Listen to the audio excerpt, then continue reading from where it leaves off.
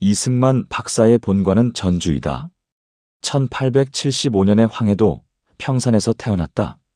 16, 17세 무렵에 아버지를 따라 한양으로 와서 거주하였다. 그 뒤 양녕대군의 후손에게 입양되었다. 성품이 열정적이고 재주가 뛰어났다. 일찍 한문을 성취하고 신학문의 뜻을 두었다. 배제학당에 들어가 영어를 배웠다. 1897년 무렵에 서재필 박사가 미국에서 귀국하여 독립신문을 발간하였다. 이승만은 신문사에 들어가 논설기자가 되었다. 또한 만민공동회를 설치하여 독립협회라고 이름지었다. 이것은 당시 조선에서 유일하게 설립된 민간 정당이다. 이승만은 독립사상을 고취시키고 민간사회를 혁신하며 궁중과 정부를 맑게 하자고 주장하여 열심히 활동하였다. 당시 이승만의 나이는 22세였다. 이때 이른바 한국협회가 설립되었는데 그 배경은 다음과 같다. 좌우의 신하들이 고종에게 만민공동회를 헐뜯으며 말하였다. 저 이른바 민간정당이라는 것은 그 세력이 팽창하게 되면 장차 황실에 불리해질 것입니다. 이에 무례한 보부상의 무리들에게 명령하여 당을 설치하고 한국협회라고 이름지었다. 그리고 민간이 세운 정당과 대립하게 하였다. 그 다음에 1898년과 1899년 사이에 보부상은 병사 및 불량한 사람들과 세력을 규합하니 그 숫자가 수천 명이나 되었다. 그들은 각각 흉기를 들고 세문 밖에서부터 정동의 대한문 앞으로 이동하여 민간이 설립한 정당과 서로 격투를 벌였다. 이승만은 혼자 몸으로 죽음을 두려워하지 않고 용감하게 앞으로 나아갔다. 그러나 적은 많고 이쪽 편의 숫자는 적어 상대할 수가 없었기에 결국 패하고 말았다. 동지 김정식, 이상재, 유성준 등 10여 명이 모두 감옥에 갇히게 되었다.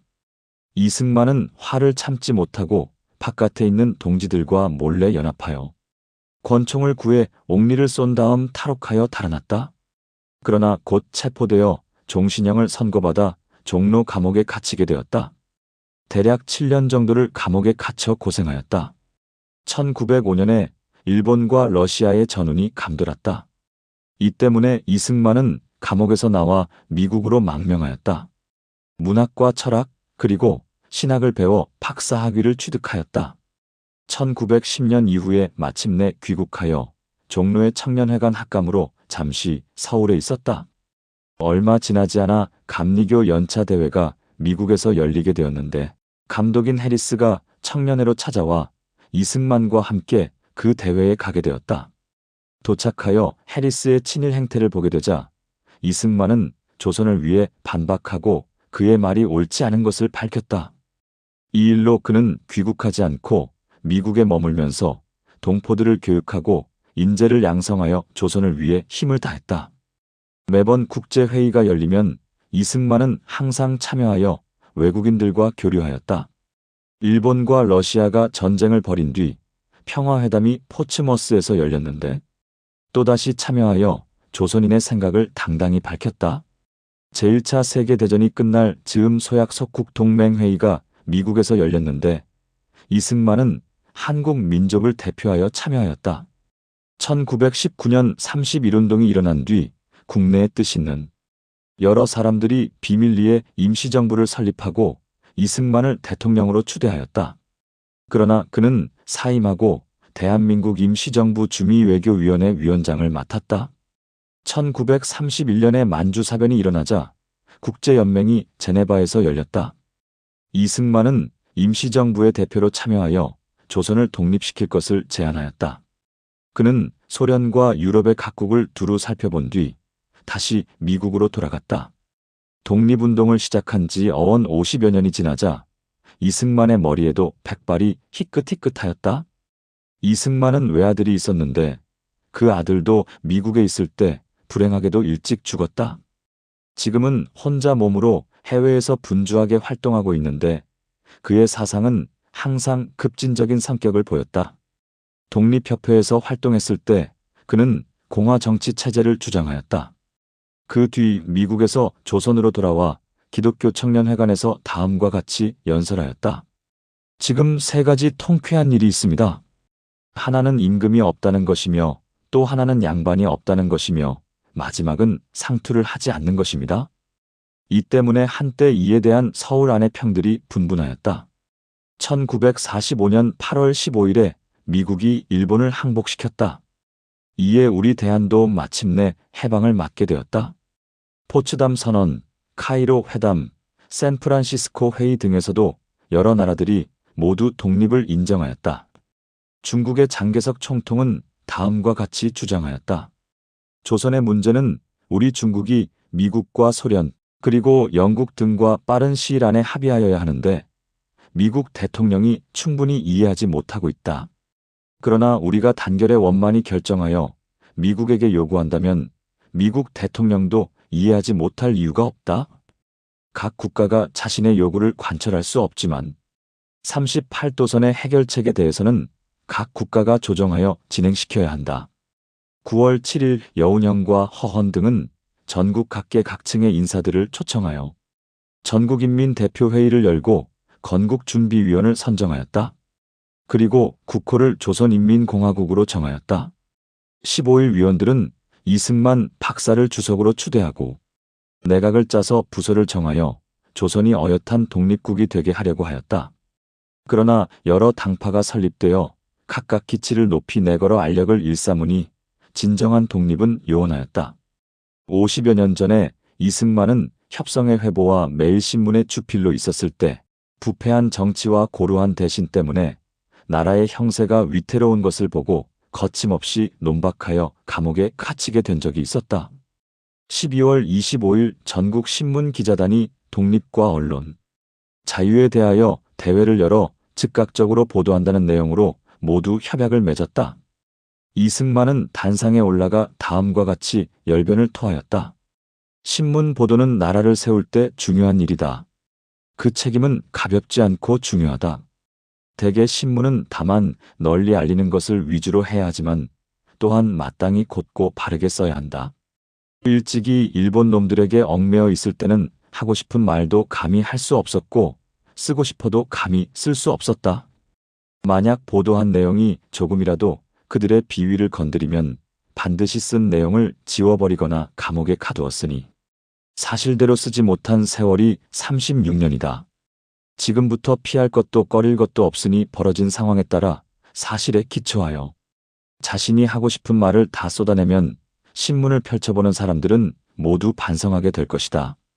이로 인해 임금과 신하가 바르게 되고 국론이 바르게 되면 백성들도 모두 바르게 될 것이다. 그대들은 힘써 노력해야 한다. 내가 옛날에 기자로 활동할 때 일본 놈에게 아부하지 않아 감옥에 들어가기도 하였다. 그러나 지금은 사실대로 쓴다 해도 누가 위협하겠는가. 그리고 4가지 토의할 조목을 거론하였다. 일본의 압제에 돌아가신 선배들에 대한 추도회를 마땅히 열어야 할 것. 민족 통일에 대한 결의. 북위 38도 문제에 대한 결의.